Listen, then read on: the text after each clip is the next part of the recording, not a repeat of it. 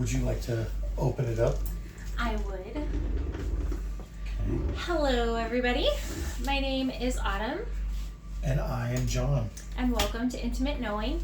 This is our second episode. And if you don't know what we do here, we discuss and explore the habits and perspectives of happy and healthy marriages. As far as we understand them anyways. Yes. Right now we're just giving our backstory a little bit of their timeline of if you watched the first episode, we talked a little bit about our getting to know each other kind of thing. And dating, yeah. And then we kind of came all the way up to engagement. So today we're going to talk about engagement and marriage. Full disclosure, our dating was 2.5 years. Our marriage has been about 15 years. So there's a little bit more to go over. Yeah, so we're going to do like a 1-2 skip a few years here and there. We'll give you some of the bigger details as far as the important stuff. I guess the stuff that really kind of bonded us together. And then skipping over a few, wow, that was a hard parenting year. We're just going to like skip over a few of those. Yes. There's always many struggles and stories within each of those years. And I'd love to explore those with question and answer. I don't know if we're going to do like another live and kind of do some of those. Or just more topical focused like episodes. Specifics. Yeah, sure. And then I think specifics, when we get into specifics, it will kind of open up those years that we're skipping through. Okay. Yeah. So we left off at you The wedding night is where we left off. No. Well, that a is what we little said. bit. And then we were out of there. I think we got up to the engagement. Do you want to talk at all about the engagement? Well, you said you mentioned the wedding night, though, is what I'm saying. I did mention the wedding night. The engagement. You mentioned the wedding night. I laughed at you. Yeah, we could talk about the engagement a little bit. So, are we talking the night before? We could talk about that, yeah. Where you were studying for your finals. I was searching through your computer. I found a handful of rings. Yes. Looked at them. Yep. They matched. They matched. Exactly like, what you had hidden in the house somewhere at this point. Yeah. In a backpack, actually. I think I had them on my person because I knew you wouldn't like pat me down, but you might open my backpack. Yeah. But I didn't think you were gonna pat me down. Fair.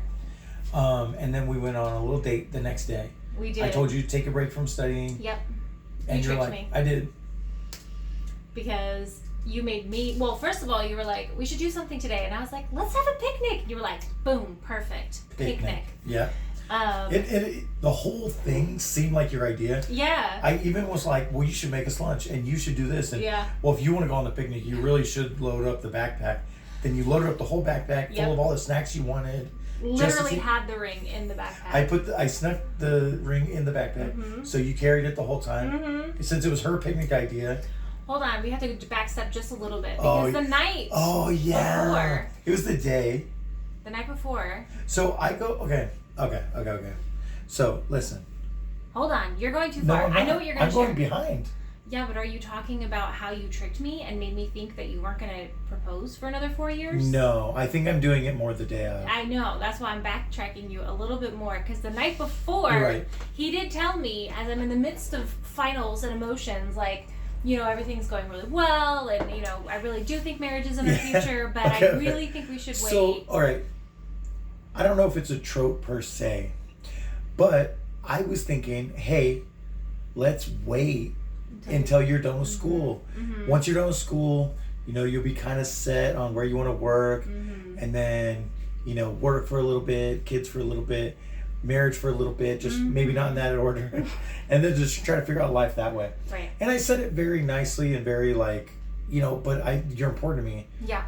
Because I wanted you to be very surprised. Throwing me off the scent. It worked gloriously. I was trying to get you to be surprised. Yeah, it worked. I went to bed that night like, okay, I can wait. It's okay. But we love each other. We did love each other. We do love each other. Yeah. Okay, now you can talk about the morning. It was a little bit of a trick. She did get her heart broken. I made her cry that night. That was on something else. The ring. Yeah. No, it was on the 25-cent ring. Yeah, because I've already purchased the ring. When I was a little bitty baby person with my best friend in middle school, we had joked about how fun it would be if a boy got us a 25-cent ring from the machine and proposed with that. And so I was sharing that with him on the topic of rings, because obviously I saw he was looking at the rings. I was like, oh, these are the ones that I kind of like. These are the styles. And I told him that story, like, oh, isn't it funny when I was, younger, me and my best friend, we thought this would be funny. And he was like, 25 cents. That's a good deal. A great deal. And I'll be honest, I'm here for the deals. Yes, here for the deals. I'm here for the deals. There's a story about the ring too. I'll get into. You guys can throw hate on me if you want. We'll talk about it maybe in a different video. But yeah, I think so. We have a lot to go over. Yeah. Do you want to finish this story and then we'll kind of skip a few? Yes. The next day, I wake up. I'm studying for finals. We're going about. He's like, hey, we should go do something, give you a break from studying. I'm like, let's go on a picnic. He's like, awesome. You can make the lunch and pack the bag and we'll get ready to go. Yeah. What did you do that morning? Well, okay. So she was busy doing homework and whatever. So I was like, hey, I'm just going on a quick, easy, very safe longboard, like just a little trip, few miles, nothing crazy. Mm-hmm. Just a little exercise on the longboard, cruising around town. So I was cruising around town, and any of you that have ever done longboard, if you turn too much, certain longboards, the wheels can touch the board. Mm-hmm. So I was going down this hill, and I was turning onto the road, and my wheels hit the board, which braked immediately. Mm-hmm. So I fell forward. I crashed. Did I have a helmet? No, I didn't have a helmet. What were you doing? I was doing whatever I wanted. I was young. Doing whatever he wanted. And invincible. Well, whatever.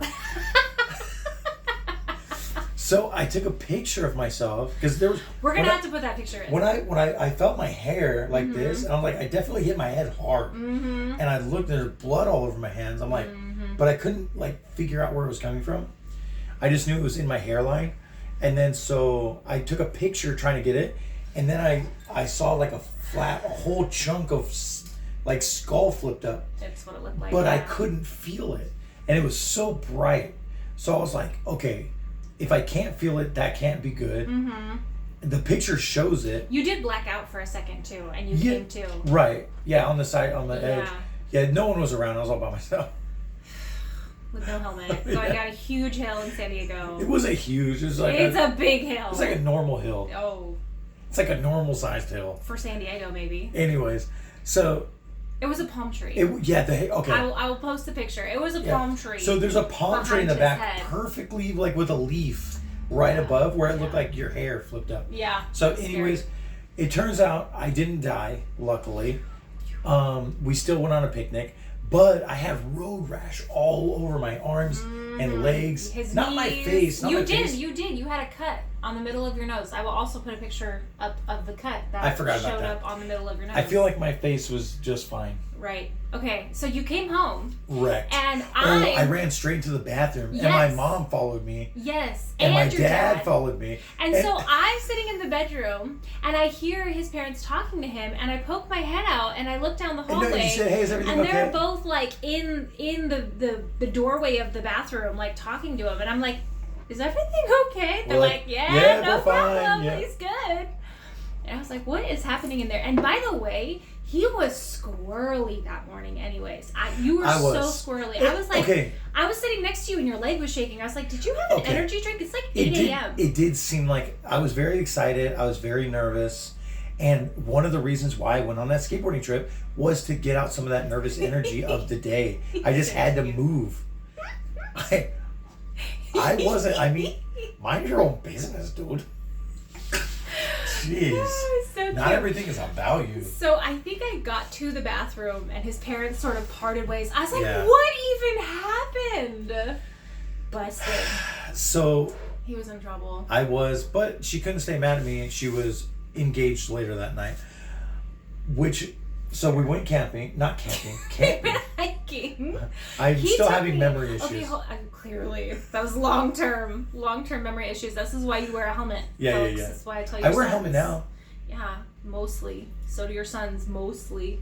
Do you want to finish the story? Yes. Okay. And so we get to this. Can we say where it was? Yeah. We went to Mount Helix, which if you've ever been there, it's like this gorgeous, huge, tall mountain in East County. Yeah.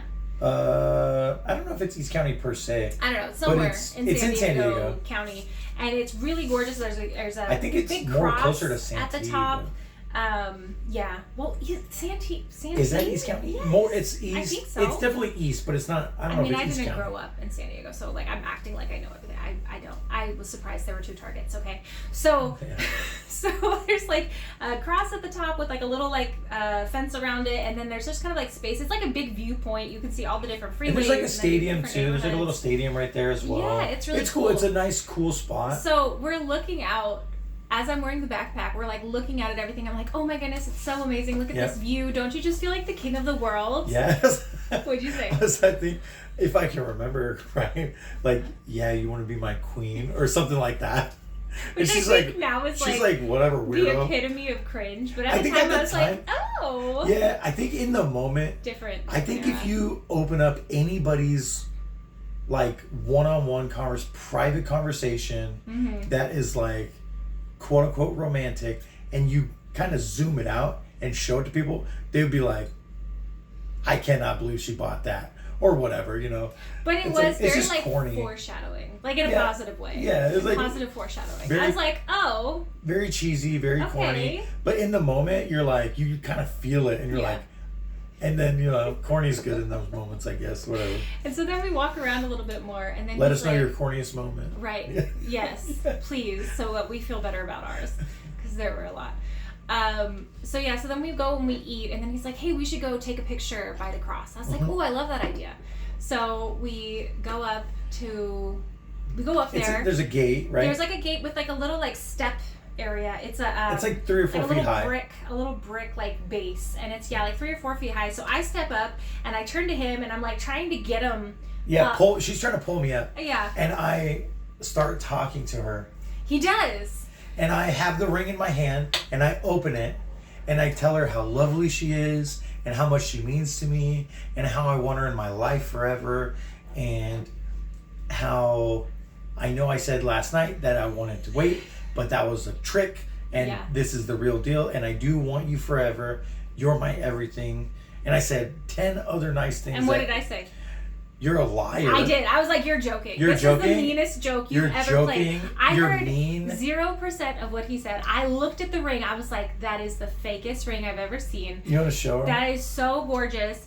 It is so pretty. It is so sparkly. I'll have to like put in a picture. You can't really see it, but it like had all the things of all the rings that he just looked at the night before. I was like, how did you? You're like, you're a liar, and this is the meanest thing you've ever done to me. I was so upset. I can't believe you do this. And I'm like laughing because I think it's so funny. Yeah, we'll have to tell your plan B later, but I didn't. It was worse. That was actually my plan A. No, I know, but I'm like saying you could tell them what your. This was my plan B. This was your plan. Okay, what was your plan? Being very nice and kind and sweet and gentle and caring was the plan B. Mm-hmm. The plan A was the double entendre. Because you're a jokester. Yeah, because I am a little bit of a jokester. A little bit. Which was like, hey, I don't know where this is going. Like, kind of playing it up like, are we getting married or are we breaking up? Yeah. But like double entendre the whole thing. And then at the end, be like, I want you in my life forever. Will you marry me? And then that way, be like, you're so mean, blah, blah, blah. But because I know her, and I was like, she would not take that well. I asked her to marry me very kindly and sweetly. And I was and so she mad. called me a liar to my face.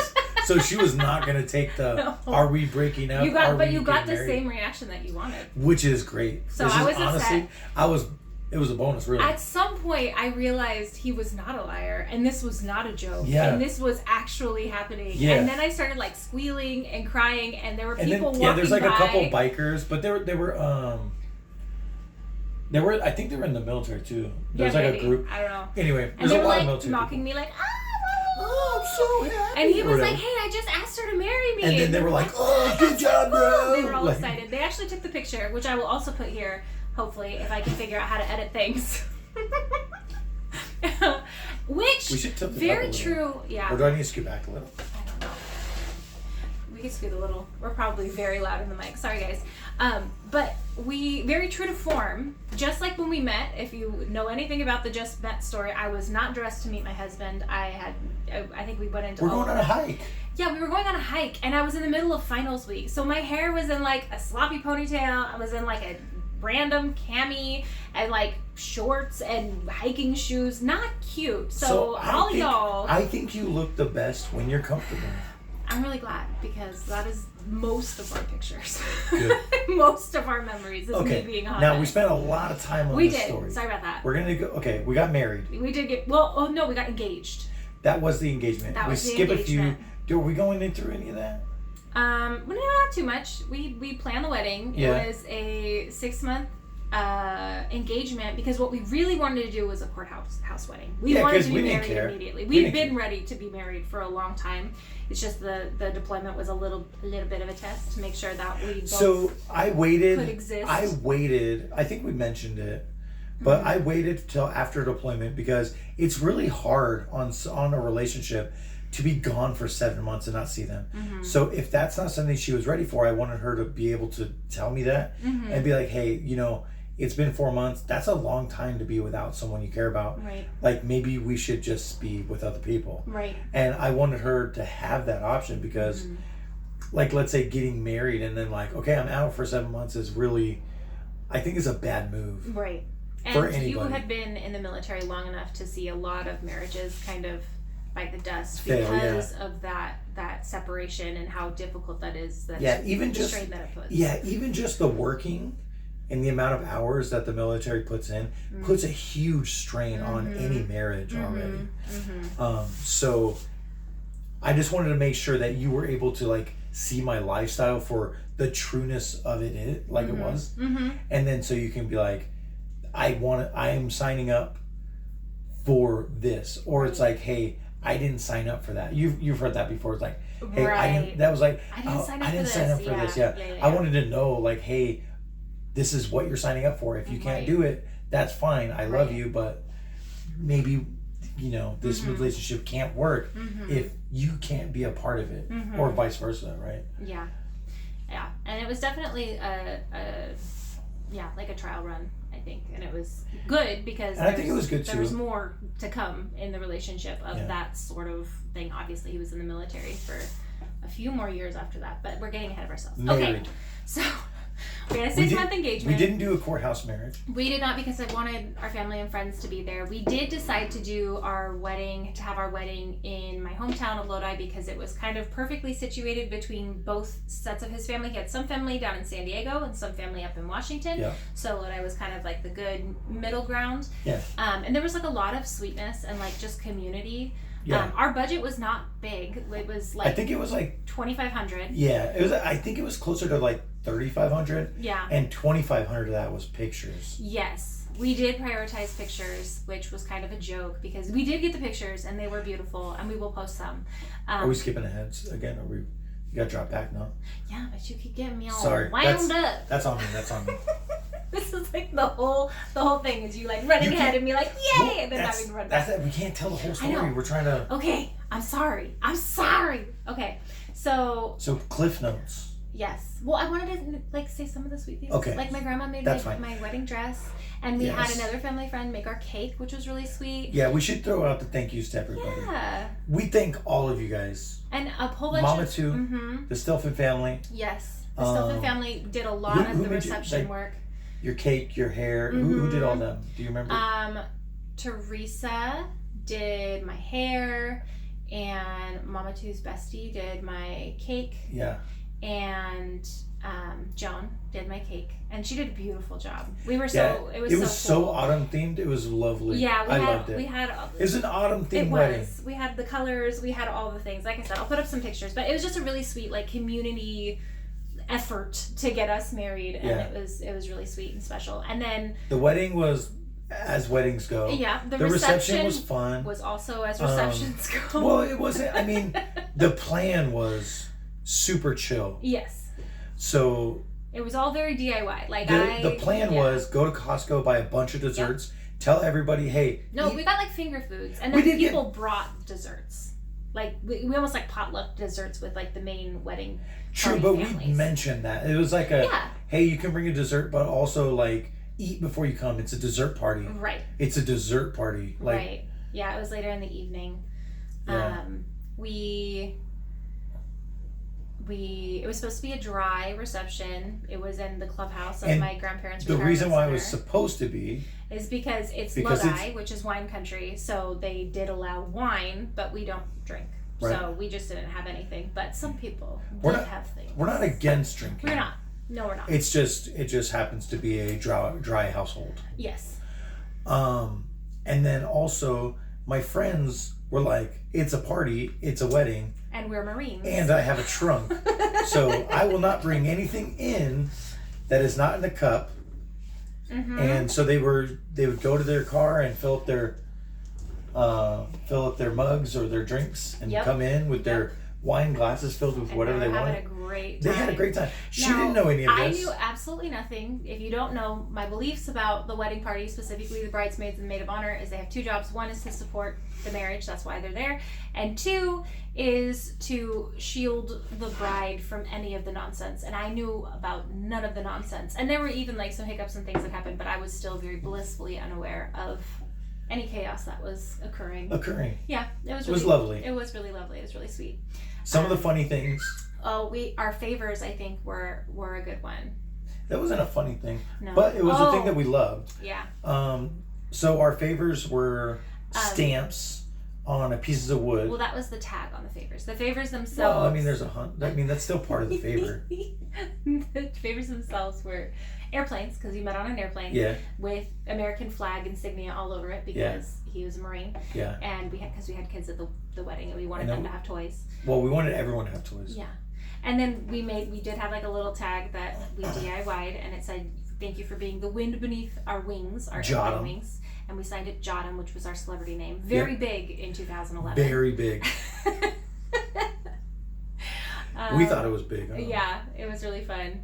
Another funny moment, the funny moment I think you were going to reference. You want to say it? Yeah, I mean, your brother, who did our speech, forgot who you were and called me my sister's name, which is hilarious. That was a good moment. I don't know what our wedding song. We love the song. Lawrences. We do love the Lawrences.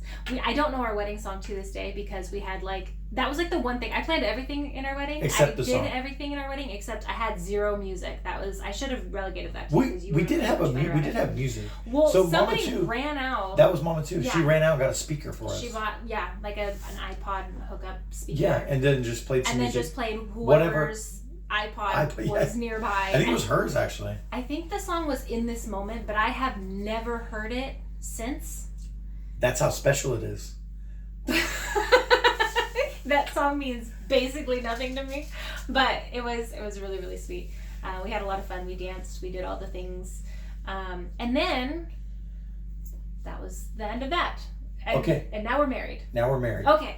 Skip a few. Well, I have to go back. Well, okay. Our honeymoon? Or are we talking about... Sure, we can say we had a lovely honeymoon. We had a lovely honeymoon. We had 3-day park hoppers to Disneyland, which we can give... Do you guys want some advice? Blast. Yeah. I don't know if any of you are not married yet. If you're not, we have some advice. Yes. And if you are, too late for you. We did the 3-day park hopper a couple weeks after, like a week or two after our wedding, which was really cool. There's some more stories on the wedding night and stuff like that, with some drama and some other stuff. Very cool, very lovely. The park hoppers, though, we spent 3 or 4 days there, jumping in between parks. Really fun, really amazing. Waking up at 7 a.m., going until like 10 or 11, and then going home, going back to the hotel and crashing. Do you want to? And then we both go, nope, and then we would go to sleep. Our suggestion, instead of that, wake up at 11. Do whatever you want to do together, then go to whatever park or attraction or whatever amazing thing for the rest of the day. Yes. So when you get home at 11 and you just want to go to sleep, no big deal. Yep. You've already had your fun for the day. And your fun for the day. Yep. Because there was nothing that happened on our honeymoon. However, I was pregnant on our honeymoon already. Which we didn't know that. We did not know. So she was a wedding night baby. We had a wedding night baby.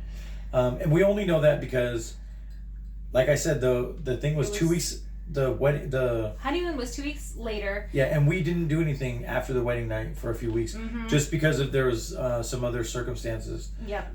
It's just everything's crazy. Like if you're married, you know the time before and after your wedding is extremely busy. Yeah. So we weren't able to connect in that way. Right.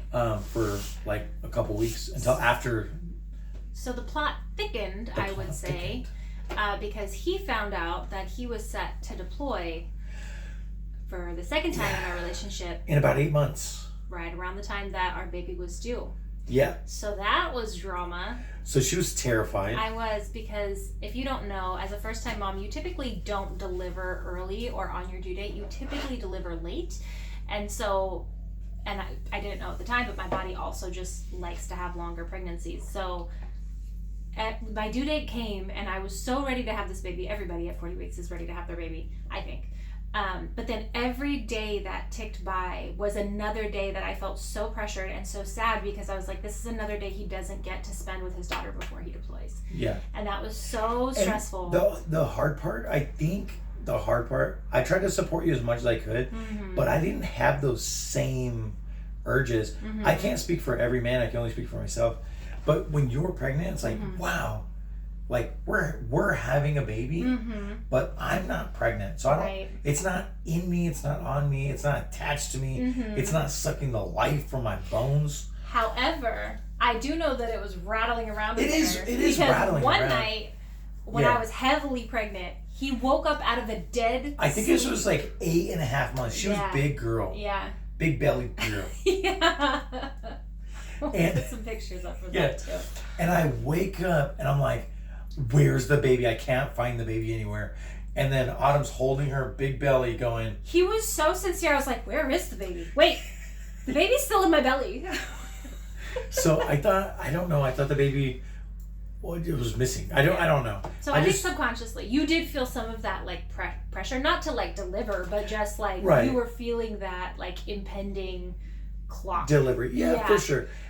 But I didn't have the same dread or stress that you had of like, man, he's gonna miss so much. Yeah. Like to me, it was like my first baby. I had no reference of like what I would be missing. I think that was just one of the things Mom said to you too. Like I think the right before I delivered, I think we were unpacking the car, and she said to you like, as soon as the baby comes out, everything changes. Yeah. Yeah. That was a wild moment. Yeah. So I did wind up. Go ahead. The baby was born. Yes, I did wind up eventually having the baby. 42 weeks. 42 weeks on the dot, hours before my scheduled induction. Thankfully. What? That's a whole story. Let's do one, two, skip a few. Okay. There was there's scary moments there. Yeah. During that birth, and I was like, no, I'm we won't smiling. talk about it. I just loved it. I loved the whole thing. I was deliriously high on postpartum hormones and the fact that I got the birth that I wanted, even though it was crazy at the end. Yeah. I can do nothing but smile when I think back. What I will say with the doctor, I'm going to go back a long time. Okay. I know. I keep telling you, one, two, skip a few, lady, and then you're the one dragging us down. As long as you know. That is true. It's only a problem when you're doing it. No, remember when you were like, hey, like, because we're talking about, hey, what's a water birth? What's a home birth? What's a natural birth? What's this? We were just trying to educate ourselves. And then you talked to your OBGYN and you mentioned it. And she goes... I said, is water birth an option in the hospital? And she says, we evolved to having babies on land millions of years ago. Which was so helpful and all she had to do is go, no, that's not really an option, and we're kind of out of that zone. Yeah. And then we're like, oh, okay, we didn't know that, you know. But she was so condescending, like, and rude, and just and vile. Hated men. That's a whole. She was okay. It's a whole story for a different time. I'm telling you, we could do it. Oh, jeez, Louise. Okay, so we have the baby. They want to hear it. If you want to hear it, put it in the comments. It'll be our next video. Maybe. Well, maybe a couple of videos. The next video talking about your birth was pretty kind of cool. That would be cool, but we have to do the how we met story. Sorry, yeah. We gotta go in order. Sorry. I don't know. Maybe we don't have to go. We did meet. We did. We got married. We got married. That's true. I went on a deployment. Hold on. So he had 6 whole days. 7. With our daughter before he deployed. Yeah. So I'm glad he had that time. That was really sweet. Thankfully, he's like very much of like, well, I think it's kind of just is. The first 6 months of a baby's life are like, they're glued to mom. Like I breastfed. Yeah. I breastfed. It was hard on me, but I figured it out, guys. I was a very like secure attachment type of mom. I will say when she was like 1.5 to 2, she bit my nipples so hard. I was laying on the couch. I think I was napping. Yeah. And she just walked up and bit it. Oh boy, that hurt. Yeah, it did. I was like, "What are you doing?" That was a rough one. That was So, a anyways, moment. sorry. That was his experience breastfeeding. It was a rough one. It was tough on me, guys, but I got through. So then he deployed. Shortly before he deployed, in preparation for his deployment, my sister came and lived with me. Yeah. So that was really good because she was basically a live-in postpartum doula. She was amazing. She did my dishes We and love cooked Cassie. me food. We do love Cassie. She held my baby. We made silly memories. She was my partner in crime at midnight when we went to In-N-Out Every night. and ate the most delicious animal style fries of my entire life because of my postpartum heightened taste buds. Good times. So we made it through. I was also very glad that she was there because in that season of him being gone, right around Christmas time, shortly after Christmas time, I got the phone call that my dad had passed away. Yeah. So that was heavy, and I was thankful to not only have Cassie there, but also my best friend Mandy, because she came to visit for Christmas, and so we were sitting all by the Christmas tree. And thankfully, I had already really grieved this. My dad was sick for a long time, and months, maybe years before. I think it was a solid year. Yeah. I would say about a year. About a year before, I had gone to see my dad, I think shortly before that, and realized that he was really beyond being able to have a relationship with. And I felt like it did more damage than good when I went to go visit him. So I had made the decision to not visit him anymore. But really hadn't had any emotional thought about that since. And then I was walking through Walmart one day with John, and we walked through the baseball aisle, which was my dad's whole life was baseball. And I just stopped and started bawling in the middle of the aisle. At the small gloves or like the not the baby gloves, but like the medium size. Not an adult size, but like a size that you would play catch with your dad. Yeah. It's like I had the same exact glove with my dad. That was really rough. And that was like the moment that grief is funny. Like that was the moment that I really grieved that and our experience with that, and I was really grateful. It's like it wasn't super long or No, it was just a recognition of it was like 5 minutes. I just kind of held you in that same spot. I didn't really say much. You said a few words, and then you just kind of like, man, I wish I could do more. I wish he was not as sick as he is, and I wish I could have a real relationship because he was such a good guy. He was such a pivotal part of my upbringing. Like he really was. He was like the a sweetheart. default parent in my life. Yeah. Anyway. So all that to say, I was thankful that I had that experience because then when he passed during deployment, it wasn't like the end of the world. It wasn't the hardest thing in the world. I did go home for the funeral. Also went home with Cassie. Sorry, I keep yawning. We like to do these a little late. She wound up staying home. I think she decided to start school for that spring semester. So then I went home and was by myself I say by myself, but really I was down the road from John's parents, who were very active and involved and always literally a phone call away, and literally got me in trouble a couple times because they were like, "You never ask for help." I was like, "I don't know how." Yeah. The curse of our generation, right? But it was really sweet to have that time with his family while he was deployed and kind of develop that grand baby relationship with them. And then one day he came home, and that was really fun, and we have really fun pictures. I was home? Yeah, I he came did? home. We have a really cute picture of him with Addie, actually. And we were really glad, too, when at his homecoming. Oh, when I was kind of like holding her like this? Yeah. And we were looking in each other's eyes. Yeah. She had the bluest eyes in that picture, I think, if I can remember correctly. I think so. She was like in a red, white, and blue bonnet or something. Yeah, that was really cute. Anyway. Thankfully, I was a little worried. I don't know if you were, but I was worried that she wasn't going to like remember you or like panic when like a grown man was like trying to like pick her up and love on her. But I think she did well. On this. She did super well. I think she remembered him. Yeah. Okay. Your audacity to laugh. Well, my mother's intuition. Yeah. A 7-day-old is not going to remember anything or anyone but we know after 7 months. Those first 2 hours are super pivotal, and you were holding her for those 2 hours. Right. And I get that, and I'm with that, but I think that you're wrong. I just think that I got lucky that she was so open to being held by me. Mm-hmm. And it was just like, oh, he seems safe. Mm-hmm. There's a lot going on, and this seems all right. Yeah. I think we just got lucky. We did get lucky. Because there's so many times where a family member comes over and holds the baby, and they're like, get this weird person away from me. Yeah, that's so it true. very well could have been that. But she really took to you right away. That is true. But I was ready to like build that relationship Mm-hmm. over time. So I wasn't, even if she was like, I hate you. She was only like 6 months, whatever. Like, I wasn't that worried about it. I was like, I get it. I'm a stranger, really. Yeah. But she did really well. So then the next phase was really just learning how to parent together, because we hadn't done that really at all yet. So that was kind of an adventure. And then within about a year of him coming home, we were having so much fun parenting that we decided we wanted to have another one. That's that first one. You get that baby fever in a year. That year and a half. 13-month itch. Mm-hmm. You're like, I think it was easy if I remember correctly. Your brain has wiped all of the memories. You do not remember correctly. Yeah, but... And I can say that now having 3. Right. You forget. We've remembered. We forgot it, then we remembered. I didn't struggle the first 6 months, so I was all for having another one. Yeah, he was.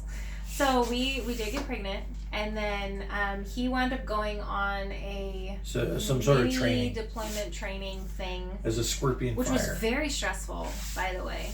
I don't know For if who? That. For you? Yeah. So I'm gonna talk about it shortly. The plane crash? Briefly, yes. So hold on. Well, I'm saying who I am. Don't tell me anything yet. I'm telling them from my perspective. Can I at least tell them what I do? Terrifying. Yes, you can tell them what you do. I was an aircraft firefighter, and I was an incident commander at Scorpion Fire. You're giving away too much. No, that's my title. It was my title. I know. Here's what I knew, okay? I knew he was doing this training in this middle of the desert place. And then one morning, I wake up and I'm getting ready to go to work. This might have been the first one. I don't even know. I literally don't even know. I think this was during pregnancy. I think my mom called your work. She did. But hold on, we're not there yet. I'm gonna fight you. Sorry. But you do so. We're fighting. Okay, put him down. Okay, so I wake up one morning and all over my newsfeed, Facebook was my... What? Well, we keep scooting back or scooting forward. Okay. All over my newsfeed, I get this notification. What? You never fix the camera in the middle of the podcast? What are you doing? Well, you're trying to get all close. I'm trying to help. Okay, so I wake up, and all over my newsfeed, there is this helicopter crash that has happened literally at the place that he is at. And I am There was 2 helicopters that crashed. I'm stressing out a little. I'm telling from my perspective. Nobody cares about your perspective yet. Just Rude. give it a second. So I'm freaking out a little bit because I'm like, I know he's there. I know he is a aircraft firefighter. Is there any reason why he would have been on the aircraft? I'm like, well, I don't know. Stop it. You're giving it away. I'm just saying I don't nothing. know because it is a training for deployment. So would there be a reason? I don't know. I'm going to go with no. There was not. And I go to work. And then as I'm working, my boss comes in all solemn and goes, Autumn, you have a phone call. And I'm like, I'm going to die. I have his baby in my belly and I'm going to go pick up this phone call and somebody on the other line is going to tell me, I'm so sorry, but your husband has died. Spoiler alert. So I didn't die. They know I didn't die.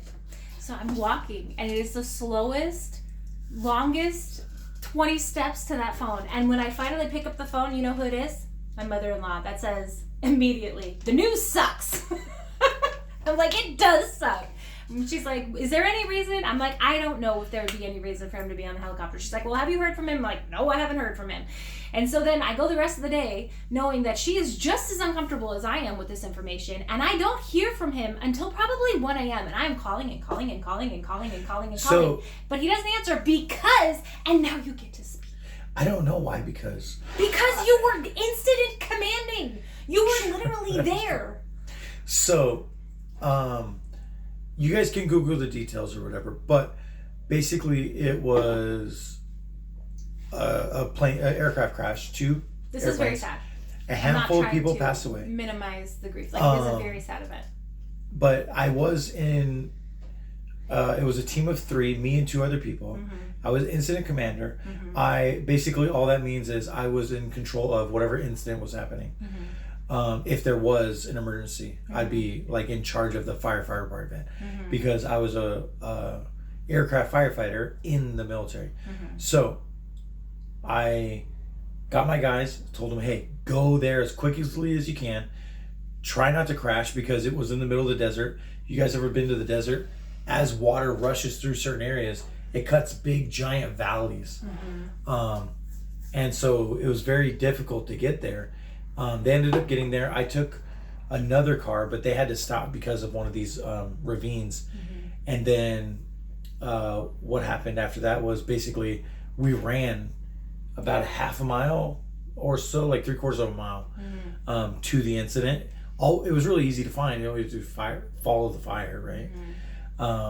It was a pretty dangerous area. I shouldn't have been as close as I was, only because after a certain amount of time, that fire was heating up the rounds, and so there was like 50 cal rounds and other ammunition that was like bah, bah, bah, See, bah. And that was dangerous too. And I didn't even know that was going on. For sure, all that is dangerous. So we ended up doing what we could to make sure we're putting anybody out, any aircraft out, making sure there was no fire, and then we kind of backed up out of the area. And then once we were all backed up out of the area, this was at like 10:30, 11 o'clock at night because it was all night training. And then I wasn't allowed to contact anybody for a full day at least because it was really bad reception up there. You're in the middle of the desert. You don't really have reception. This is back in the olden days. They didn't even have like T-Mobile everywhere like they do now. It was like you had Sprint on certain highways. You had it in big towns. You had it, and then it was like whatever. So there was no service, and then I wasn't allowed to leave the scene for a long time. And then I had to write reports, and it was like a whole big thing. So that's basically my side of that story. There's a lot more details in there, but that's the gist of it. But yeah, eventually he called me at like 1 a.m. Oh, I'm good. Yeah, and he was like, I'm fine. And I was like, oh, you weren't on the aircraft? He's like, no, but I was the responding person for the aircraft. And I was like, oh, that's not even something that was even on my radar to be like concerned for your safety about. And then everything, I mean, he was fine, praise the Lord. And, you know, it was a really sad event, and it was like very hard for the people that helped you. You're right. But yeah, so that was, I don't even know how I got on this story, but that was a moment that was really We hard. were talking about a hard moment that Mom called you. Yeah. So that was definitely a moment. We got to start doing 1, 2, skip a few, girl. We're gonna fight. Okay, and so we decided to have another baby. The baby's in your belly. No, we are actually past that part. We talked about the birth already. That just jumped. Well, that was and I had to share was right before the birth. Not right before. But... Yeah, but that's when I was pregnant. So then, we were parenting together. Remember? Oh no! I know what this is. Oh. 10 days, like you were scared for an appointment. Your 10-week appointment. So this was a different training that he was going on. No, that was the same. That was the same one. It couldn't have been because I didn't work after Addie was born, and I was at my job. So Scorpion Fire had to have been when I was pregnant with Addie. This was a different training. You were in 29 Palms. Oh, you're right. Yeah. So he was in 29 Palms, and I was pregnant, and it was about time for me to go to my first appointment for our second baby, and I didn't want to leave a lot whenever she's pregnant. I'm like, let me get out of here. I used to quote the Bible at him. I'd be like, it says right here that once you get married, you're not allowed to leave for a whole year. And he was like, bye, twice. Anyways. Just for funsies. He's all, I'll leave. She's postpartum depressed. No, you were good. She was depressed, but we didn't know until after. I did not. That is a whole. That's another conversation. That's a whole thing. But so on this particular training, I was due to have my first prenatal appointment, but I didn't want to go without him. So I waited until he got home, and then when we did go for that first appointment, It was really sad. We found out that we had lost the baby. And unfortunately, the place that I went, very different from the OBGYN that I had for my first daughter, but this place also did not handle this situation well. Yeah, because and definitely guilted me for not coming in earlier, which, first of all, you can't really... Prenatal care is important, yes, absolutely. But you it's not cannot mandatory. Stop a miscarriage from happening. Like, I was still taking my pills and doing everything I was supposed to. Yeah, the only thing you didn't do was go in to get an ultrasound. An ultrasound earlier. Right. I mean, there's nothing that would have changed. Yeah, which that was a new experience for us. And I remember as soon as it happened, I turned to you and I said I was sorry. That was really hard. That was really, really sad. But obviously, I would never think that was your fault. Yeah. I think that is just something that happens. Yeah. Like, I would never put blame on you for that at all. And I was really grateful for that because I think as most women who go through that do feel like, some did sense I do something wrong? Right. What could I have done differently, right? Like, I think that's just part of any amount of grief. But you were really gracious. And even though your experience was very different than mine, just because, one, you're a male, and like you kind of alluded to earlier, like, it's not in your body, it's not of your body, so it's just a different experience. And I had already gone through like morning sickness and all of that, so I felt like I'd already kind of like put in the work for this baby, you know, and then to find out that put in the work. The baby passed anyway was really sad. But it was also a testament, I think, to our relationship being able to withstand grief. And sorry, I'm laughing at him yawning quietly, discreetly. And also our faith, because I was really like relieved to find out that this was a really hard thing that I was going through, but my faith withstood it. And I still trusted the Lord, and I still trusted that, you know, this just wasn't meant to be. And even though I did wind up having to go in and have a D&C, and that was really hard and sad, I still had hope that we would have another. And then we did. And then we did. Yeah. Good old Asher. Yes. 1, 2, skip a few. Asher's in your belly. Yes. I'm getting out of the military. Yes. And there's a lot of work that it takes to get out of the military. There sure is. And then, so basically what was happening at that point is I was fighting for my life to extend my contract enough where she would have full medical coverage while I was in the military. Because they were like, hey, you'll get out of the military 2 months later or a month and a half later, she's going to give birth. So what they ended up doing is extending my contract 3 months so I could have the baby in the military. Right. And then get out with military coverage, and then military medical. And then that was a really like kind of difficult transition as well, because we didn't know what you were really going to do when you got out. So we went to visit my second mom, actually, and we kind of talked with her. We love her. We do love her. She pops up in the story a lot. She'll pop up in a lot of our stories. And we were like, well, what are some options? Like, literally, we didn't even know, because he just knew he didn't want to continue the job that he was doing outside of the military. He did not want to do the civilian aspect of it. And she mentioned linemen. She mentioned linemen, which are the men who go up on the telephone poles. And I was like, oh, linemen. Yeah. And then a friend of mine, well, he was my higher up in the military, but I don't know. Acquaintance. Higher up acquaintance, co-worker, was mentioning like, oh, you're talking about being a lineman and stuff, and your mom's trying to get you to do that. Like, I have a friend that's an electrician too. Because at this point, I don't know what lineman is, inside wireman is, traffic control, wireman, or any of that. I don't know any of that is. Any of the terminology. At that point. So I thought, yeah, that sounds like the same thing. Where do they work? On top of poles, whatever. That sounds right. I'm trying to be a pole worker. I probably can say that. Anyways, so then so then he gave me a number to a friend of his. I gave him a call, and they're like, he's super like motivated and excited, and he's like, oh, man, I'm so glad you called me. I can't wait for you to take this test and get over here and interview. Yeah, he's basically like the veteran. Yeah, the liaison for the local 11 in LA. Yeah. And so I was like, oh, okay. And he's like, what are you doing this weekend? I was like, I guess I'm seeing you. Yeah. So I drove up that weekend, I think that weekend or the next weekend. And you tested and interviewed. Tested and interviewed. I had both babies in the car, by the way. They called me back a month later to do my urinalysis test. not my urinalysis, but my hair follicle for a drug test. Yeah. And I was like, yeah, that's cool. But I had short hair at the time. Yeah. And I was like, is that going to be a problem? And they're like, that is going to be a problem. It was some... We'll call you back. Yeah, some lady that does not do hair follicle tests, I guess. It was like... it's some lady that answers phones and calls people about the hair follicle test. Mm-hmm. And so she was like, nope, you need 3 inches on top of your head or we can't test. And I'm like, oh, okay. So I grew out my hair all shaggy. A year later, basically, I think it was like 10 or 11 months later, they call me back for the hair follicle again. And I'm like, don't worry, I haven't cut my hair at all. I'm ready. And so I go in there. I was like, you could take as much as you want of my hair. And they're like, oh no, it's cool, just take it from your armpit. I was like, what? We could have done that the whole time. I could have done this the whole time. The whole time. Believe I went back. I'll do this to stores too, and that kindly, as much as I can. If you tell me, if I go into a store and you tell me, hey, I don't know where that is, I'm like, cool, no worries, I'll find it, or I'll find someone that does. I'll find it and I'll go, hey, it was right there. But if you send me with the wrong information, I'm like, hey, that was wrong. Like you sent me to the, where are you even sending me? Don't you work here? Don't you work here?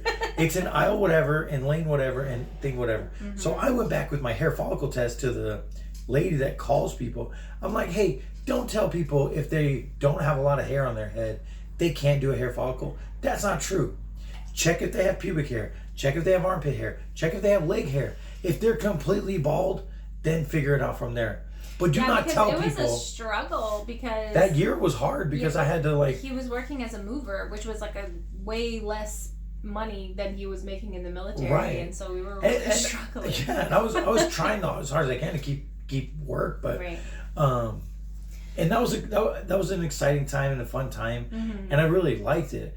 That's not the point. The point was like, hey, lady, people need to know how to do their jobs. Yeah, like I could have been making a lot of money in this last year, but instead you're kind of messing me over, lady. Right. So we did wind up moving to LA. It was kind of like divine how it all worked out because he did wind up. We should do 1, 2, skip a few. Are we doing the whole story? This from the man who's talking about hair follicles. Okay, that was important. I'm trying to get back to this story. Why don't you tell me 1, 2, skip a few? I should. Keep me on track. Okay. All right, go. Anyways, You go. So, you interrupt my whole train of thought, John Baker. You said it was a miracle. There was a lot of miracles. Yeah. So we had a church family in San Diego where we were moving from, who happened to know a Calvary Chapel up in LA where we were going to be, like literally the same city as where his school was. Yeah, it was like 15 minutes away from the school. And they were like, hey, this church has a lot of resources. They have literally a room that you can stay in for free until like you're all the way in the union and everything. You don't need to talk about the boot camp. We're staying on track. 1, 2, skip a few. So, because there's kind of like a transitionary period. So he wound up staying there. I stayed in San Diego until he was all the way through and like kind of graduated into the program. And then we did wind up moving to LA, and then really our life started. We've been in LA since that point. And we've had 3 different places. Yeah, we've been in a lot of different places. We did wind up having another baby. I wound up staying home and homeschooling predominantly as a stay-at-home mom, although I have had forays into other lines of work. If you've been on my reels, you know what they are. Not only that, you mentioned homeschool predominantly, but we had the kids going into like... Yeah, and we were very social homeschoolers. Yeah. We were part of churches and communities, classical conversations, ballet classes, STEM classes. Whatever they wanted, we tried to do our best to like let them do whatever they wanted. Yeah, we were with a charter, so all of our extracurriculars and school supplies were covered, so they really had the best of all of that experience. So I'm kind of skipping over that because that whole season is really more parenting than anything. Marriage. But to give you an idea of where we are now, because we are, I think, right at the end of where we're going to stop today. Just kind of bring you up to speed to who we are now is, and we have had, on the topic of marriage, we have in that time been a part of Bible studies, marriage classes, marriage groups, churches that are very, very transparent and like walking together. We've walked with a lot of different couples and seen a lot of different marriages and had lots of marriage conversations.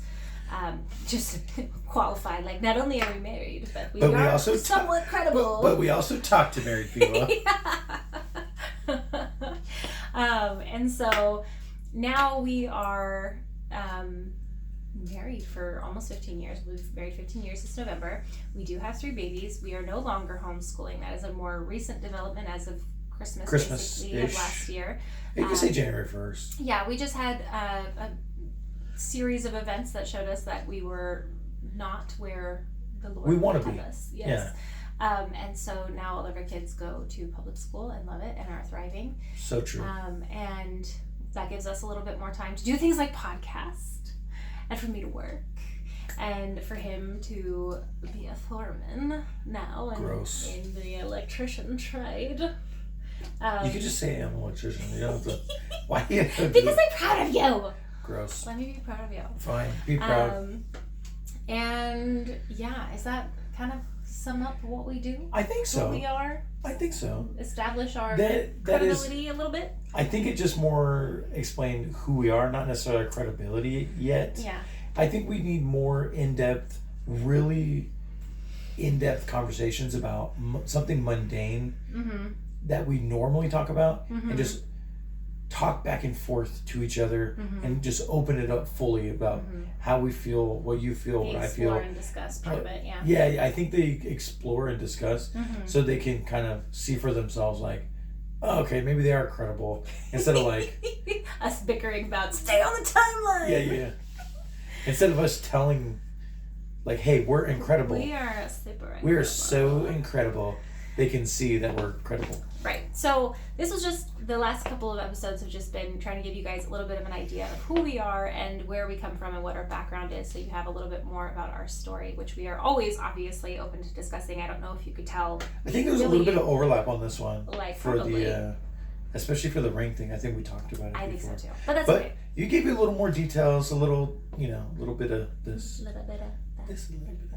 A little bit of that. And so I think our next episode will probably be the full story of how we met, since that reel really blew up. And I think that really, there's so much, we always joke about how all of these years later, so much of our lives now, like in the little things and the big things, really reflect that initial experience that we had with each other. Like our personalities and what drew us to each other, and like just the whole thing. So we'll go more into that season of life, because I think that it's a really fun story, and it, like I said, is very foundational to where we are today. And if you guys want to see more, not just the conversations that open up, but different things. I know you and I personally talked about, I'm not sure if we talked about it on the pod. The pod. Yeah, but like doing like different comment readings, like Manic Mondays, and trying to get some hate comments out there. Oh yeah. Or we do have because they're just really funny. Some of them are unhinged. Some of them are just like, I don't like your perspective, and then some of them are just like. Which we invite all of it. Honestly, yeah, we do. Like I was telling him I was really encouraged, because I have not yet run across a hate comment. I've gotten a few that actually hurt my feelings. They actually just make us laugh, because we're like, okay, that says more about you than it does about us. Yeah, that's true. And some of them are, even though they're like really harsh. There was one specifically. It was pretty harsh, but at the same time, we're like, are you okay? Yeah. And he's like, I am having a hard time. Yeah. It's like, I see. Okay, that makes sense. Yeah. So I mean, that's the community we're trying to cultivate here. Is like, you could come having your bad day. Yeah. We're tough. We can take it. Yeah. Maybe we just talk to you for a little bit about where you're at. So if you guys want to hear any of those comments, or if you guys want to like explore some of the things that people have said, maybe we'll do like a Manic Monday, much shorter, like a little reel or something. Yeah. But I think any other like midweek stuff that's not like, part I of think you talked about Throwback Thursdays. Yeah, Throwback Thursdays and stuff like that. Yeah. You could do little reels with short story times. We want to give you what you guys want. Yeah. So yeah, tell us what you want to hear. Tell us what you're excited about. Tell us your favorite story from this podcast. One of my favorite questions, we haven't talked about it yet. Oh. Niches. Oh yeah, we did get a question. It's on our question box. Niches. It was just, that's it, the whole thing. Niches. Not 100% sure how to answer that, but I'm gonna say yes. All the niches. That's your answer is yes. Yeah. Can't wait to see you back for more. Or you want to close this out? Yeah. Okay. We still don't have our The shake and closing. bake. We don't know. Oh yeah, that's right. Oh. See, if you're gonna do shake and bake, I feel like you gotta do a move too. You do the move and I do the bake. What was yours? Did it. What? Da-da-da-da-da-da. Like that? Yeah. We can say bye. Bye. Thank you. Thank Bye. you for coming. We're excited to keep going with you guys, and we're glad that you're here. If you want to see our other one video, you can click here, here, or here. Have a great night, or whatever this is for you. Bye, guys. Thank you.